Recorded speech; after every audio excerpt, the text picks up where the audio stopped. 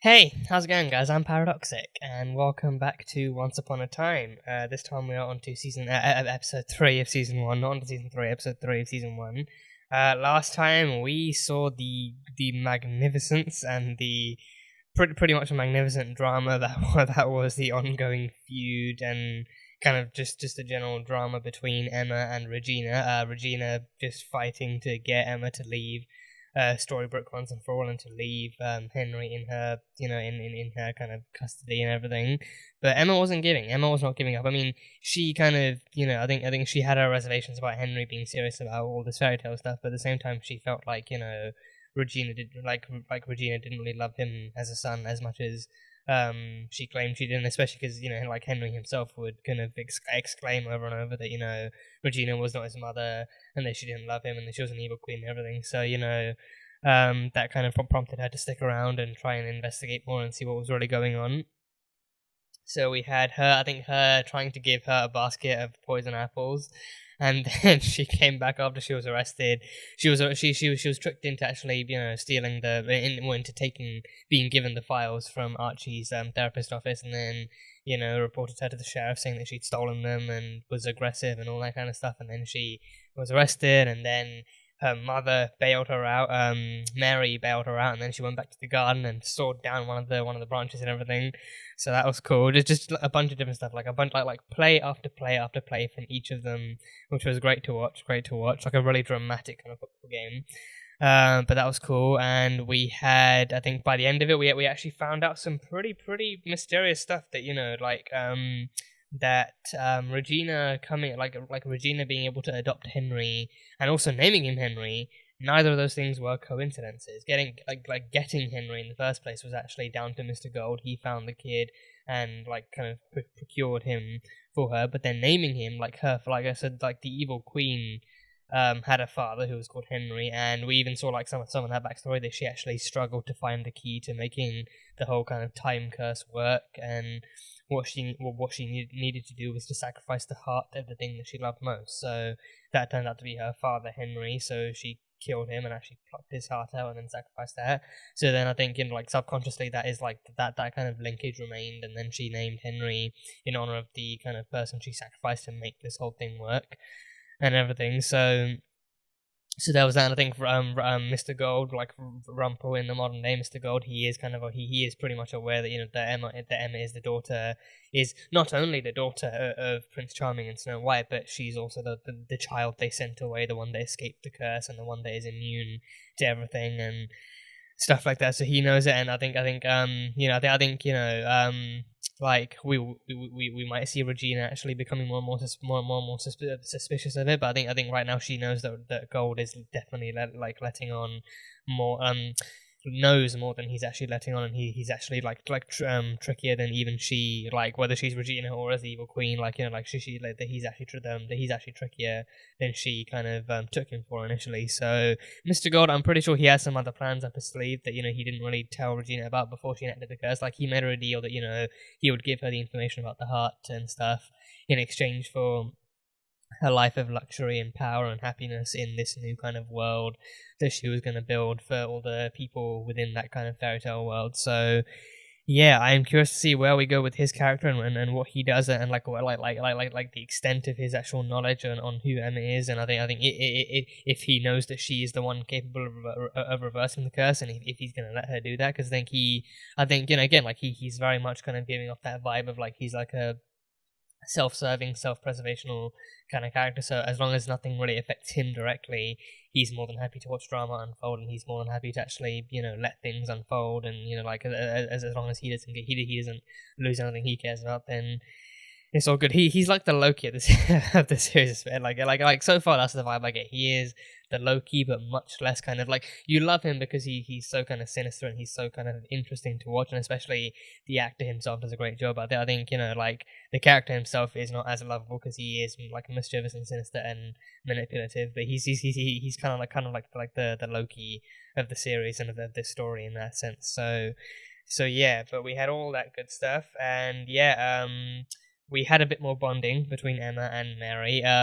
You know, she found out that, you know, Henry actually thinks that Mary is Snow White, and she's been told by Henry that Snow White and Prince Charming are her parents. So now, you know, she actually bonded with that. And I think my favorite kind of my favorite bonding moment like would have been like the slow build up to reveal, like just how connected they both are. Like, you know, like she's actually gifted like a cup of hot cocoa with like some sprinklings of cinnamon by Henry and everything, and then by the end of it she actually finds out that it's a quirk she inherited from her mother, like not many other people like it, but you know, Snow White liked it and Mary likes it and now Emma likes it. I think that might have been my favorite kind of bonding moment between them. So I'm looking forward to seeing what else happens between them, and like just like how far they get before, you know, the mystery actually starts to unravel. And also her dad is in hospital. He's in a coma, which isn't exactly reassuring, but I think he's alive for now, and Mary, you know, visits him on a near daily basis, I presume, as like a volunteer and stuff. So it'll be cool to see when that reveal happens. But yeah, that's pretty much all I've got. I mean, and then we had some like a bit of minor drama going on with Henry, like, you know, Emma accidentally revealing that she thinks the whole kind of fairy tale thing is a little bit crazy in front of him, or at least, you know, like behind his back and everything. And then later on down the line, in that exact same episode, she did actually regain his trust. And then she burned the last pages of the books that he ripped out, and, you know, like decided to keep Operation Cobra between them and everything. So it was fun. So yeah, going forward, I think we'll just see like how much further this kind of drama between them goes, and like how much more Henry's able to tell her, and how much more he remembers from the story and stuff like that, and see how the mystery continues. So yeah, on to episode 3 of Once Upon a Time. So this will be the highlight reel, the reactions as always, just like the pretty much the best bits. But if you guys want to watch the full length and unedited kind of version of the reaction along with me, then that will be over on Patreon. You just need your own copy of the episode and you can sync it up and it'll be good to go. That one will be just as much fun. But yeah, and the link for that will also be in the comments, so keep an eye out there for it too. But yeah, on to episode 3 of Once Upon a Time. Let's go. Is that Bambi? Are we gonna get Bambi in this? Is Bambi a part of these stories? Maybe that's Bambi's mother, because Bambi's like the little mini one. Yeah, Bambi's like a literal baby. Worry not, it's but a fallen tree. 'Tis but a fallen tree, 'tis but a scratch, 'tis but a grace. Girl. Oh, it's Snow White. Oh, damn. Snow White robs Prince Charming. That's quite the first date to tell the kid about. Mm-hmm. I mean, obviously, I don't want 15 kids of my own. I mean, not. Is that he I don't checking want out kids, Red Riding Hood? True love. Perv. I want it all. You deserve better, Mary. Ruby. Yes. Oh, her name's Ruby. Okay, very fitting. Yeah, red. Check, Ruby. please. You're sleeping here? Till we find a place. She's living in her car. You decided to stay. I'm surprised she can still stay in Storybrooke in her car. Like, I'm surprised Regina just hasn't had that towed or anything. Oh, he's still got the same scar too. He's got the same scar from when she bashed him on the face No one's claimed with him. the rock. Oh. So, True love really does last forever. we have to get her to read their story to John Doe. Then maybe he'll remember who he is. And if I'm Snow White, he thinks me and him. He has a very active Yeah. imagination, which is the point. I suppose I'll get ready for my date. Yes, a proper date this time with someone who would actually respect you and respect others in the room I too. know this is odd. I mean, reading to coma patients is a thing that some people actually do. Because again, like, I think I've heard that they actually do have still sensory capabilities. No matter how they were separated, they would always. Did it work? And who was this volunteer? Mary Margaret Blanchard. Yep, Snow White.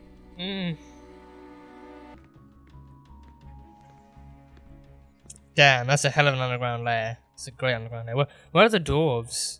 Because she had the dwarves. Where are they gone? Whoa, okay. That's very, very quick. Very, very whip smart. What is that supposed to mean? Are you insulting me? Quite right. My apologies. How dare I cast aspersions at the person who robbed me? Where are my jewels? It's all arranged marriages and business transactions. Yeah. There's no such thing as love at first sight or first kiss. It's a merger, and quite frankly, it's A none of your merger. business. Now, this is what's going to It's a happen. merger. I'm going to Yeah. cut you down, and you will take me to whoever has A combination of royal families. You're going to get Murder, treason, treachery against the queen. She has my ring. criminal I charges. turn you over to the Queen's force. She's wanted. Oh, okay. Snow White being a criminal. That is something I never thought I'd witness. I wouldn't want Yeah. to stand. Thanks for the shirt. Hey, is this your mother's? She'll never notice. Oh, Where does Regina's she think you shirts. are, Yeah. Queen Whack-a-mole. Enjoy my shirt, Yeah. because that's all you're getting. Oh, God. Sheriff? Find John Doe. You heard Dr. Will. So subtextual. It's precious. You fell asleep again. You selling me out? Getting fired for this. Taking the job? Gentlemen, enough. Uh, Where's the real tape? mm. Mm. Mm. You walked out alone. Mm. Where does this door lead? The woods. The whoosh. The charges on her posters are lies. Didn't stop her from sending her huntsman to rip out my heart. Snow White and the Huntsman. That's a movie. I haven't Not watched it, but everyone it's a is movie. soulless Mhm. royal. She blames me for ruining her life. Did you? Yes. Well, we can appreciate some honesty. Always appreciate some honesty. Oh, yeah. I figured she was gonna go for an attack. Yeah. Oh no, the Royal Guard. Queen wants your heart. Does he have a helmet of thorns? Oh, an arrow. Oh no, a knife. A flying dagger. Oh damn. Oh damn. Oh, and he's oh wow, that was such an easy catch. That was such an easy catch. God damn it. Yeah, take him out with the bow and arrow. Yeah, now's the time to go Robin Hood. Oh, nice shot. Nice shot. Oh, I love these parallels. Love these transitions. Yeah. You need to stop chasing him and let him find you. Kid, you need to go home. Where's your mom? She's gonna kill me. And then you. And then me again. I think this is a bridge, right? They're gonna be trolls literally climbing out from under the bridge. Oh, you leave some gold coins for them. Oh, oh, damn. Okay. They look about as trolly as I expected. I know.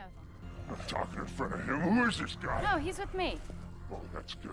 With you. That makes it all fun. He's no one. Look, Oh, I love how sarcastic wanna they are buy already. back the Yeah. jewels I sold you? Oh, the fairy dust. Don't break the fairy dust. She's saving it for someone special. Snow White. Oh, god damn it. What a reward. Take that. Yeah, they turn her in, they can get everything they want. Oh. Okay. 1 down, 2 to go. Oh, no, a third. Oh, a fourth one came out. No, a fourth one came out. You got what you need, but are you gonna go back for him? Oh, the fairy dust. She's the fairy dust. She's the fairy dust. Yeah, easily squashable. Yeah, literal cockroaches. Yeah, 3 little cockroaches. Yeah. Okay. Okay. Very effective. What about your special someone? That's you. I'll think of something else. I have a name. Is it John Doe? It'd be funny if his actual name was John Doe. It's James.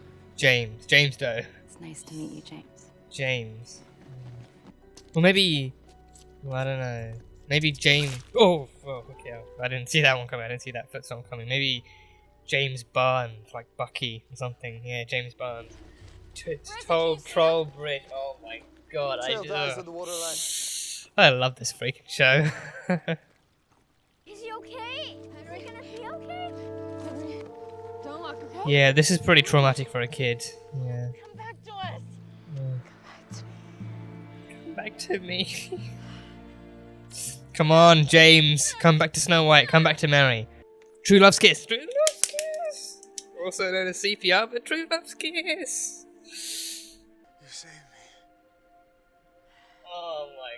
god. She did. Oh. He really is like Bucky. He doesn't know who he is. Oh, and it's her. It's her. David. His wife. His wife. Of course she would know this. Of course she would know this. Oh, Regina. Regina. Goodbye, Snow White. Goodbye, Prince Charming. I told you. It's James. Nah. Still like Charming better. His name is David Nolan. David That's Nolan. his wife, Catherine. We'll talk about your insubordination later. Do you know what insubordination means? I don't think he really cares. Grounded. Yeah. Henry could not give a bigger shit about what's going on. Yeah. Besides from the story. Now we get a second chance. That's wonderful. Oh, the pain in her voice. That's wonderful. Absolutely. Henry, he was going there because it's the last thing I read to him. No, it's because you belong together. Oh, he totally ships them. He totally ships his own grandparents. He ships his own grandparents. That is adorable. Yeah. Oh, she still has the ring. She still has the ring. So, yeah. Okay, I was about to say how did she get it, but then we know the story started off with them two being married. So must have saved it after his divorce from the original princess. Spare room still available? Hell yeah. Hell yeah.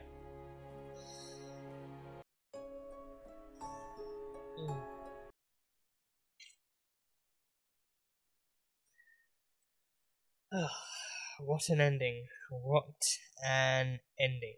Okay, yeah, so that was a really sweet story. That was a really sweet kind of, true love's kind of, or like a true love story, like a first meet story, like the first meeting between Snow White and Prince Charming, and I think that was really well done too. I was cool. I was definitely, I think, intention, like as I was supposed to be. I was definitely caught off guard by the fact that Prince Charming was sharing a kind of romantic carriage ride with another princess, and I think, okay, I'm guessing she wasn't Cinderella because I don't know if it was meant to be obvious what princess she was, because I think, because I felt like seeing her in like bright blue with blonde hair and in that kind of pretty get up. I figured, oh, it must be Cinderella, but then there was no confirmation as to who she was at all, let alone if she was Cinderella or not. So I think Cinderella has her own Prince Charming and she's off somewhere else in her own palace doing her own thing. So this was just another one, and I think he even actually specified that this one, he even called this a merger. He didn't even call it a wedding. He just literally called it a merger. Like it was literally two businesses coming together for some kind of collaboration,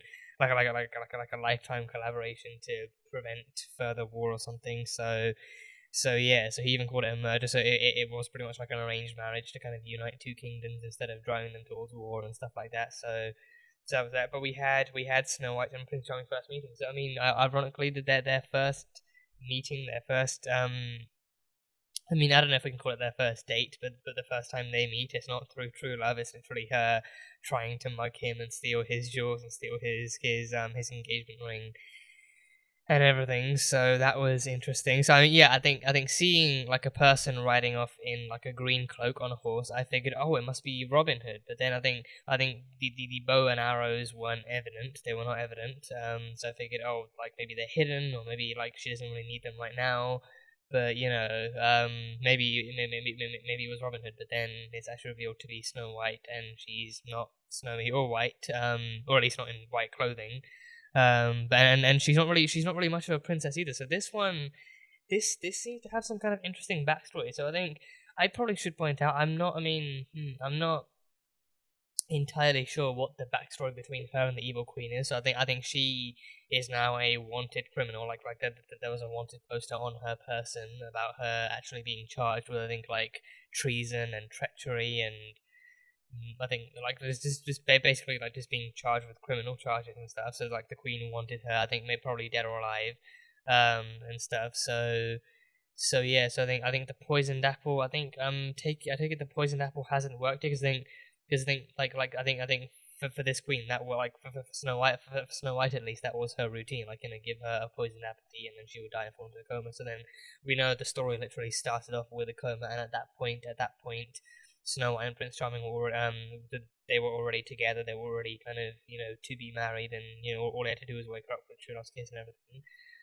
So this was long before then, and this was long before they even had any semblance, any kind of semblance of a relationship. So it was interesting to see to see things developing that far back, and I think I'm liking the stories that like the kind of flashback stories that they're going with so far. Starting off with how Snow White and Prince Charming, how they prepared for the Queen's curse, and then how the Queen actually managed to enact the curse, and now actually finding ways to tie it into the modern day, and to actually it's very very specific segments of the past they're choosing to tell like in a specific order and stuff. So I kind of appreciate that, and especially the way it kind of snaps back and forth, how it transitions back and forth through the past and present so fluidly because of what they're trying to tell. Like it's not like they're kind of showing like something random, and then it's actually like a heavily dramatic and fast-paced story in the present. It's actually something that actually connects the relationships and the chemistry and what actually matters and stuff in the past and present. So that's cool. But she was she had criminal charges, and so I think this has to be before the poisoned apple. I think the poisoned apple must only come in when she's actually more successful as a princess, when she's actually recognized more as an actual royal person, when she's actually recognized more as someone important. I think the evil queen, I don't know if it was for the evil queen or if it was for Maleficent, but or if it was for Maleficent, but I'm pretty sure there was like a story where the queen became jealous because like it's that whole like mirror mirror on the wall thing, like like mirror mirror on the wall, who's the fairest of them all, and then the queen finds out that the mirror tells her, oh, beware, there's someone fairer than you out in the kingdom. So she's like, oh, that can't be allowed to continue. I have to find that person and hunt them down. So I think Snow White must be that person, right? Because I remember I haven't watched the movies, like the Snow White and the Huntsman, like the live action ones with Chris Hemsworth and Kristen Stewart and stuff, and I think Charlize Theron is in them too. I think she plays the evil queen in that one. I haven't seen those movies. I definitely haven't seen the original, the animated classics. There's a lot of animated classics from Disney I haven't seen. Please don't judge me too harshly. But I think Snow White must be the one where like she actually finds out that there's a princess out there fairer than her and more appreciated and more kind of glorified, and for her beauty and her youth and her kind of recognition as a royal and stuff than her. So then she actually tries to find a way to actually get rid of her and stuff. So I think that must be Snow White. So I think that must be I think, would that be the curse?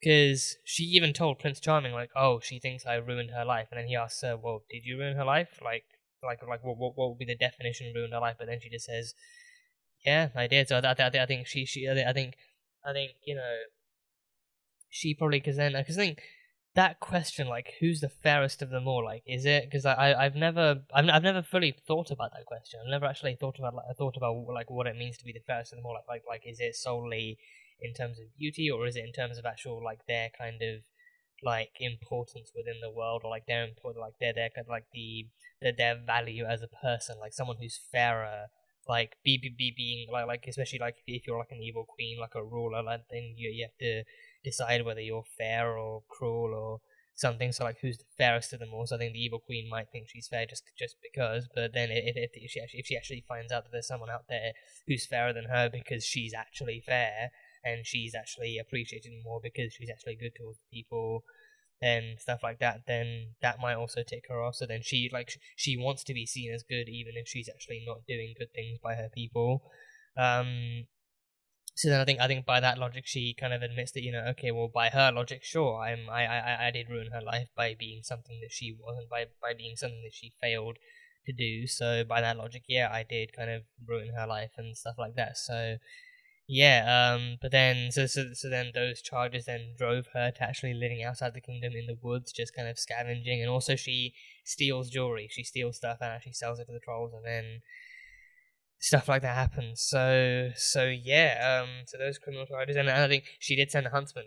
She actually revealed that the evil queen did send her huntsman after Snow White, but then he actually let her go. So I think, yeah, I mean, with live action remakes, it's always a question of like how accurate they are, or like, you know, like what kind of twists or like they add, or what they change or make more kind of true to the original story. But yeah, the Huntsman. I mean, again, I think there's two of them. I'm pretty sure there's two Huntsman movies. One of them has, I think the first one is the one that has Kristen Stewart and Chris Hemsworth as the Huntsman and Charlize Theron. I think the second one might still have Charlize Theron, but I think the second one has Emily Blunt, doesn't it?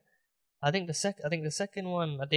I don't know if they took Kristen Stewart out of the second one, but I know I'm pretty sure that they actually added the I'm pretty sure they actually added Emily Blunt as some other kind of character, and I think that one's called The Huntsman War. No, The Huntsman Winter's War. I think, is it Winter's War? I think, because I remember I never actually watched those movies. I like the first I saw was the actual trailer, just did like the trailers just to see what they were like, and then there were like posters everywhere out in public wherever you go. So I remember seeing like the title on those posters. I think it might have been The Huntsman Winter's War or something. So I think, to my knowledge, there was only ever two. To my knowledge, there was only ever like a first one and a sequel. I don't know if they actually branched out into a trilogy or something. But either way, I haven't seen those movies either. So I think I don't know how the character kind of lives and, you know, the story went in that and how accurate it was. But with this one, with this interpretation, at least he let her go. The Huntsman actually let her go. So God knows if he's even alive after that. Because I feel like, you know, like I feel like if the Queen gives you that kind of a mission, you do not return to her empty-handed, and you definitely don't disobey her orders either. So he, you know, must have gone on the run or been executed or something. So I don't know, but he let her go. So then she was actually so. I think this could also be this. I think this also feels like it might be around the time that she meets the dwarves too, because I think she's aware of the dwarves. She's definitely aware of the dwarves. I think you know, like once she's cast out and forced to survive through other means and forced to actually kind of become like a forest dweller, I think that might be like a suitable place. And she even has her own little underground kind of base lair thing, and like within like a giant kind of tree trunk, like a hollowed out tree thing. So it definitely feels like the kind of way and the kind of area that she'd actually meet the dwarves and start to befriend them and have the seven dwarves as part of her story. So yeah, interesting kind of beginnings. Very interesting beginnings. So yeah, and I think her mother is dead in that story. Her mother is dead. I think her dad might be alive, or I'm thinking of something else. I'm not too sure. I think there was no mention of her parents, but I think her dad must be alive, because I think the evil queen, did she marry her dad? Because I think her mum died and then he remarried, and then the evil queen was that is that how it went? I remember watching a movie where that was the case. I think I don't know if it was a Disney movie, but it was definitely like a kind of fairy tale princess movie, and I'm pretty sure that was Snow White too. Like her dad, her mum died, and then her dad remarried, and then the evil queen was the one who remarried, and then he died later down the line, and then she actually was taken out by a poisoned apple. I vaguely remember watching a movie like that. Whether or not it was a Disney movie or like a Disney remake of some kind, I am entirely unsure. But I'm pretty sure there was like a live action adaptation that went along that line. Like I think there was one that there was like a sequence where like the dad was running through like a maze with a baby, and then there was like falling glass like going down, and he was hit by it, and it got in his eye, and it killed him and stuff. So yeah, if you guys know what movie I'm talking about, then let me know in the comments. I'm like vaguely remembering that kind of like those kinds of sequences, and then yeah, like that kind of movie existing. So if you've seen the movie, if you know what I'm talking about, then do let me know in the comments. Like let me know if I'm on the right track, if I'm talking about the same story and characters. So yeah, but that was an interesting thing for Snow White, the criminal record. And yeah, so his original engagement was to another princess, unlikely to be Cinderella, but like that one was pretty much just like, and I think especially back in those times too. I mean, I think even now in the world, like in some places in the world, like arranged marriages is still a thing. But I think especially in fairy tales, like, you know, like in these kinds of stories and settings where like everything's like medieval and fairy tale-y, and like kingdoms and kings and queens and like old age monarchies and stuff are a thing. Pardon me. Arranged marriages definitely would not be out of the ordinary, and especially for this kind of social climate, like a king would not, like a royal family would not, again, like they would not question the kind of importance to themselves or like the validity of actually marrying their prince or princess into another royal family for the sake of allegiance. And I think, especially thinking of like thinking of something like Game of Thrones, like marriages with other kingdoms and other kind of families are definitely used to forge alliances and to prevent wars and to, or at least actually compromise against wars and stuff. So in this case, like, yeah, again, like I think what got to me in this case was the fact that he literally called it a merger. Like he talked about it being a wedding and her being his fiance and everything, but he literally said like, oh, it's not like an arranged wedding. It's a merger. Like literally treating it like it was like some the two royal families were like businesses coming together to to prevent like a takeover or something. Like he said, oh, but it's not a takeover, it's a merger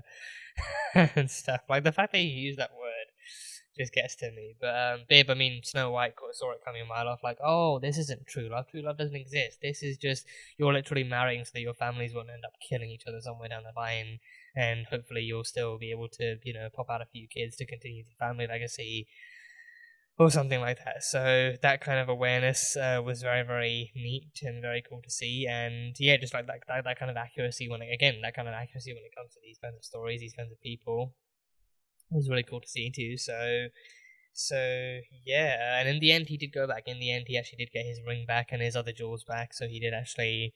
So I'm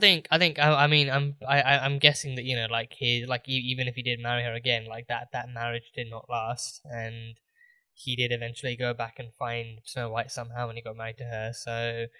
So yeah, it kind of makes me feel bad for the original princess, because I mean, we didn't even see enough of her to actually be able to like actually be a judge of her character. All we know is that the true love story is between Prince Charming and Snow White. Like we don't know for sure what kind of princess the other princess, like, we don't even have a name for her. That's how.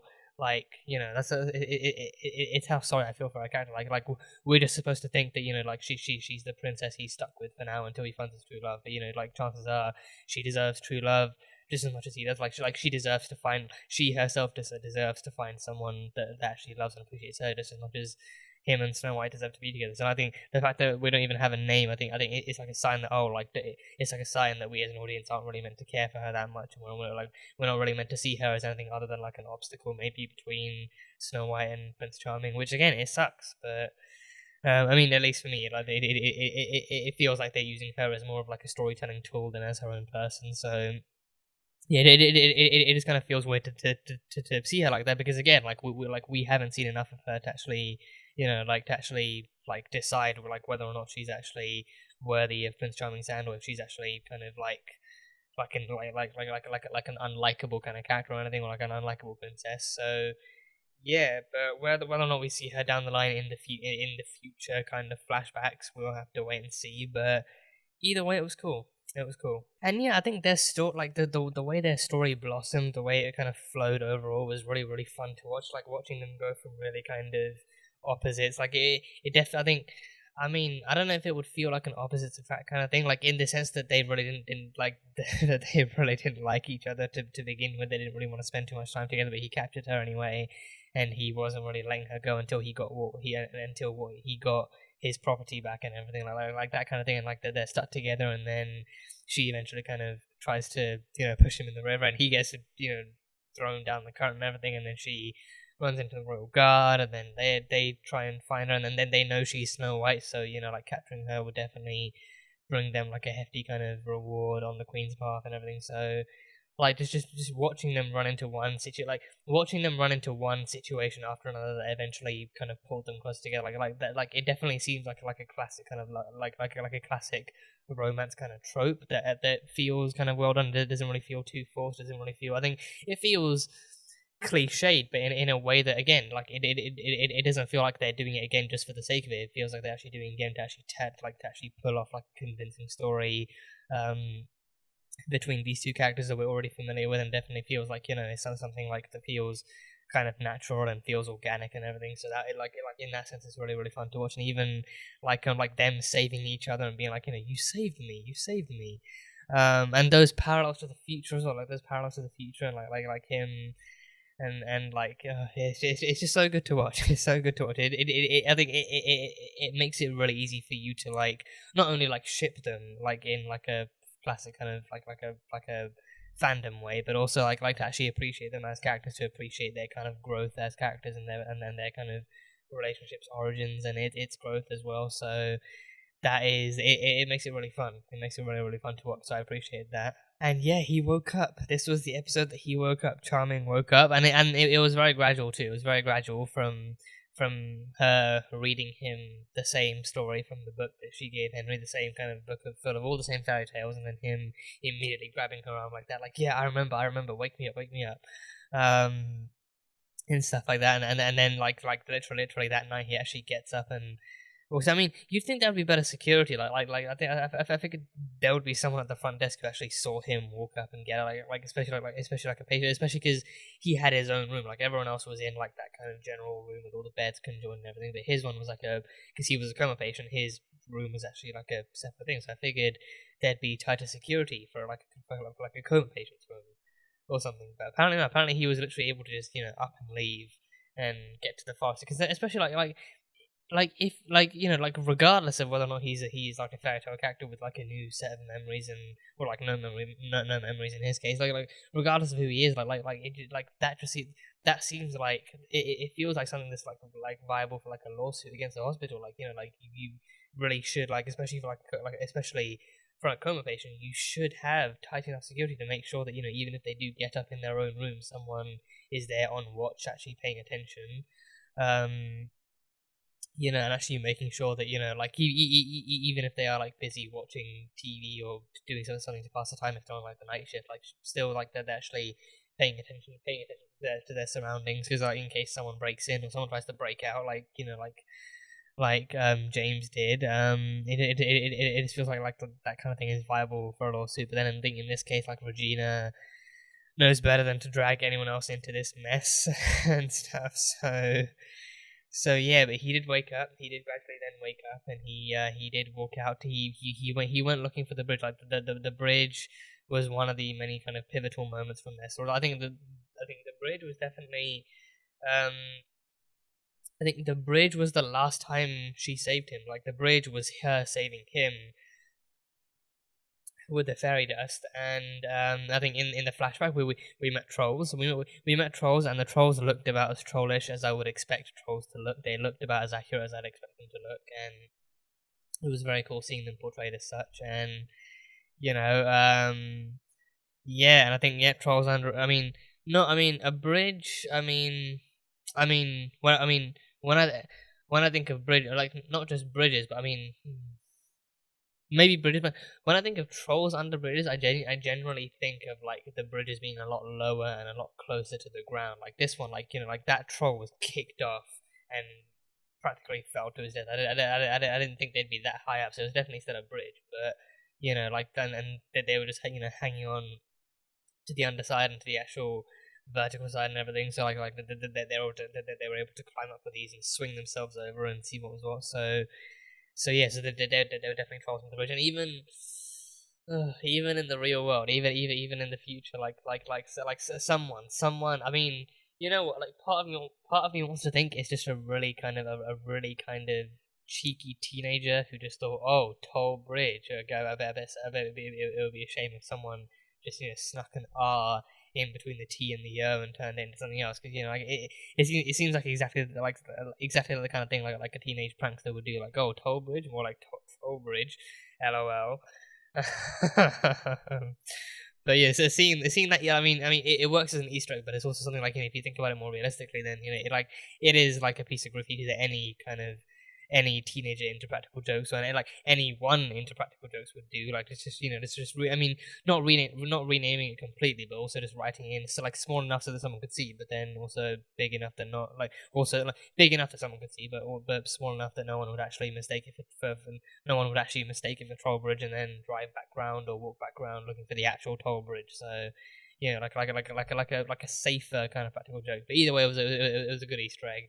Either way, and it was actually where he went, and he face planted into the water and everything. So that was pretty concerning, because I think Yeah, I mean, face planted in the water, I think depending on the water levels, I figured for a second, like, oh, like, maybe water's going in, like, one nostril, and he's just breathing that in, and then he's going to end up drowning or something, so finding him in the water, like, especially like a hospital patient collapsing like that would not be an easy sight to take in. I think the gravity of that situation definitely kicked in, and then, you know, like the sheriff and Mary trying to resuscitate him, and then Emma running over to her son, Emma running over to Henry, turning him around, being like Henry.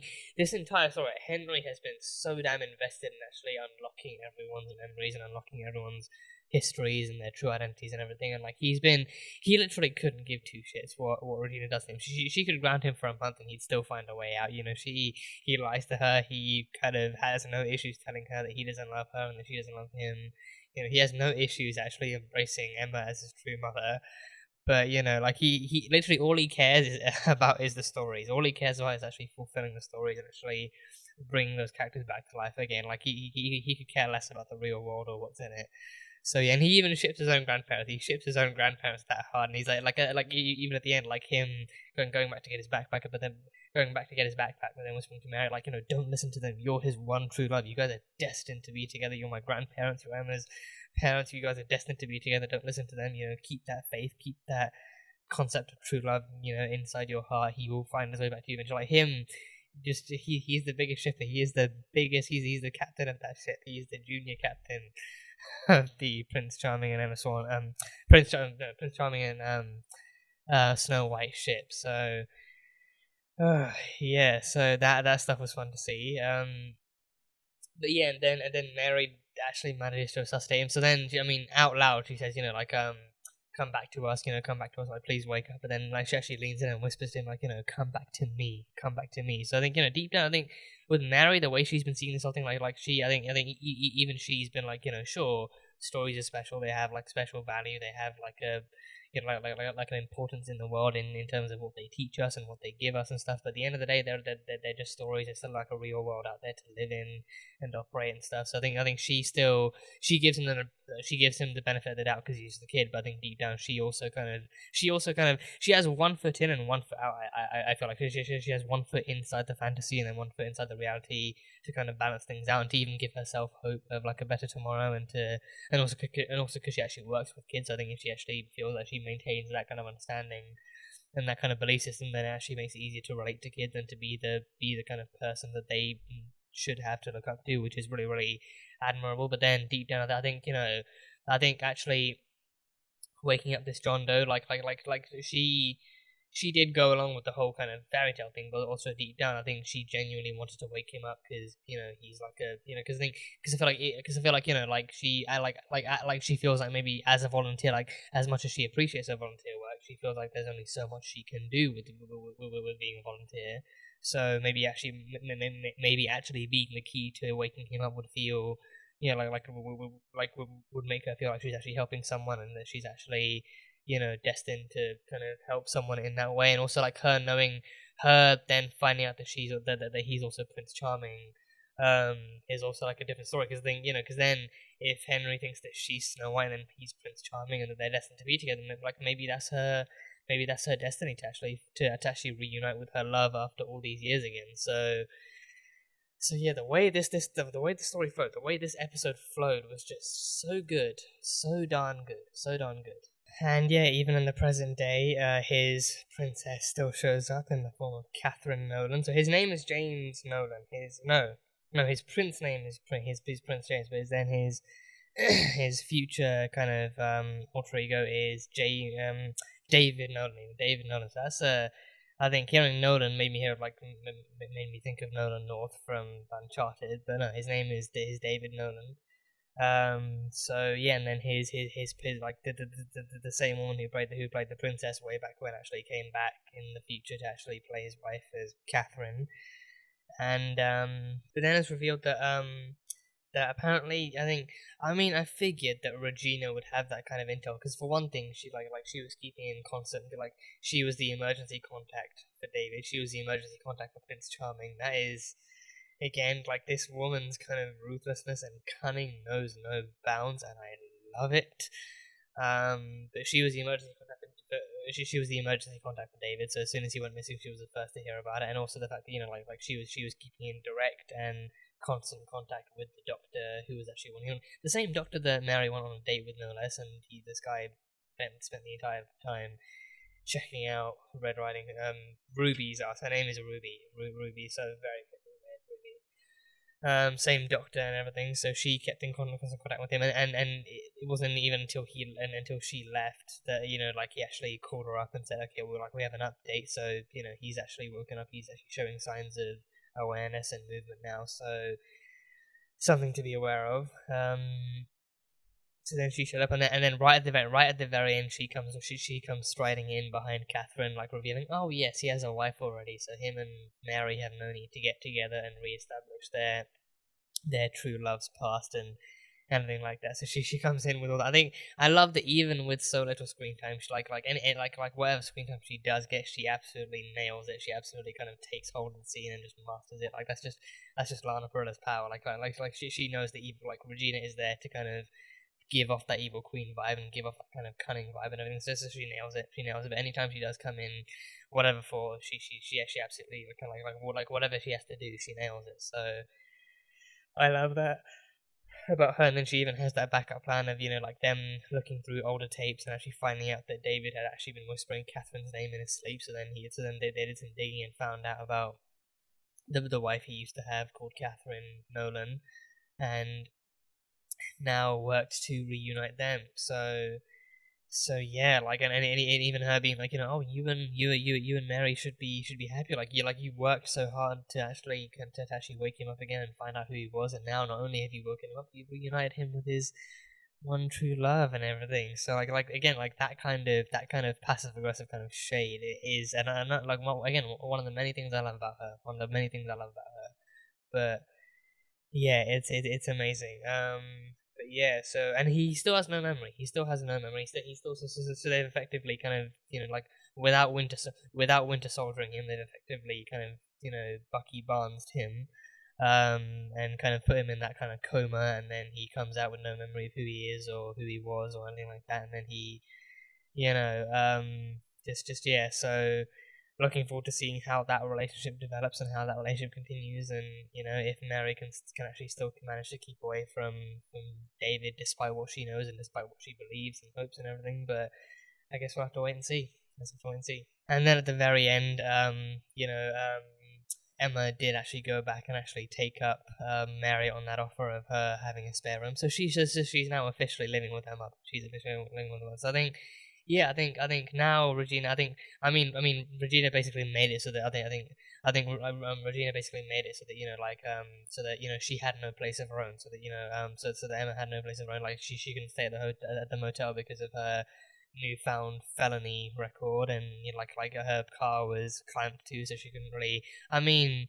Clamping the car, I think that must have been temporary, because I think she would want her to leave, so if she can't drive out of there, then there's not really much else she can do. So I think clamping the car must have been temporary, and, like, just like some, like, probably also just for the added benefit of saying, like, you know, oh, you can drive over to my office. Oh wait, you can't, because they had your car clamped, and then making her walk and everything. But then afterwards, she did end up living in her car, because then there were also no other places available to rent or anything, so she made it easy for her to just move into living in her car. But then by this, I think now with this one, I think she might have a harder time, because now, like Mary's house is her own property, so I think she can still decide who gets to stay with her under whatever conditions, and, like, the mayor has less say, but then ultimately, like, she does own, like, but then Mr. Gold owns the town. And I don't think he will let her go, because, again, he wants to see this drama flourish. He wants to see people at each other's throats, and he thrives off of that drama. So I think if he feels like keeping Emma there and antagonizing Regina, aka the Evil Queen, will actually spark things up a bit more and provide him with some free entertainment, and I think he's going to be all the more for actually keeping her there and actually make sure he stays there and everything. So if anyone's going to want to do it, it's going to be Regina, and if anyone's going to try and remove her, then it's going to be Regina, but I don't think that's going to really happen either way. So now Emma can actually live henceforth with her mom for at least as temporary as it is. So that'll still be fun to see. But yeah, that is it. That is pretty much all I've got from this episode. Again, a very, very fun one. A very, very fun continuation of the story, and a great kind of, you know, introduction to what Snow White and James's kind of original meeting and kind of a, like, initial kind of connection was, and what their initial experiences together, and interactions together were. So that was a great story, and even connecting into the future, finally having David waking up and finding out who he is and who he's connected to and all that stuff. So it was great fun. So I'm looking forward to seeing how things progress from here. But yeah, that is all I've got. So any thoughts you guys have on this episode? Any thoughts you want to share? Anything you enjoyed? Any thoughts you have at all? Whatever they are, leave them in the comments, and it'll be fun to go through them. But yeah, that was Once Upon a Time, Season 1, Episode 3. So thank you guys, as always, so much for being here and for watching this video. If you guys enjoyed it, then salt and burn that like button. Comment on what you thought of the episode and what you think is coming up next time on Once Upon a Time. Once again, the full-length reaction will be there on Patreon, so you can go check that over there. And yeah, that is it. So, I will see you guys next time.